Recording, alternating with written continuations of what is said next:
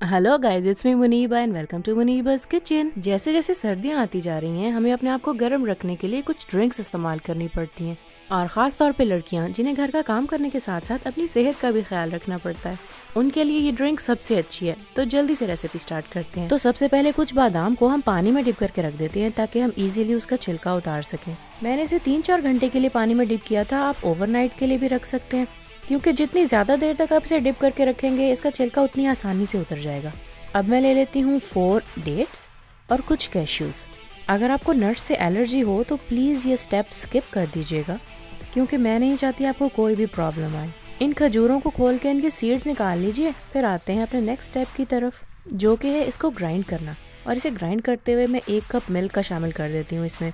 और ये मिल्क बिल्कुल भी गर्म नहीं है, रूम टेम्परेचर पे मैं इसमें ऐड कर रही हूँ। अच्छा, इस ड्रिंक की एक खास बात ये भी है कि आपको कभी टायर्ड नहीं होने देगा।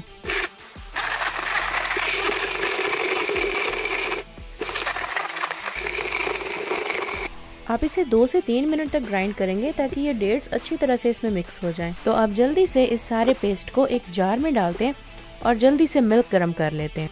तो एक सॉस पैन में डालिए 2 कप दूध और इसे हल्की आंच पे बॉईल होने दीजिए। और इसको बॉईल आने से पहले आपने ये पेस्ट उसमें ऐड कर देना है और मुसलसल हिलाते जाइएगा। और जब आप देखें ये कुछ थिक होने लगा है तो इसे अपने कप्स में डाल लीजिए और गार्निशिंग के लिए थोड़ा सा आलमंड इसके ऊपर लगा देते हैं, बारीक स्लाइसेस में कटे हुए। आप कुछ कैश्यूज़ भी इसके ऊपर लगा सकते हैं। तो कैसी लगी मेरी सर्दियों में पिए जाने वाले गरम तासीर वाले मिल्क की रेसिपी? इस ड्रिंक को एक बार ट्राई ज़रूर कीजिएगा। आई होप आपको पसंद आएगी। कमेंट्स में ज़रूर लिखिएगा, वीडियो को लाइक कीजिएगा और चैनल को सब्सक्राइब कीजिएगा। मिलती हूँ आपसे नेक्स्ट रेसिपी के साथ।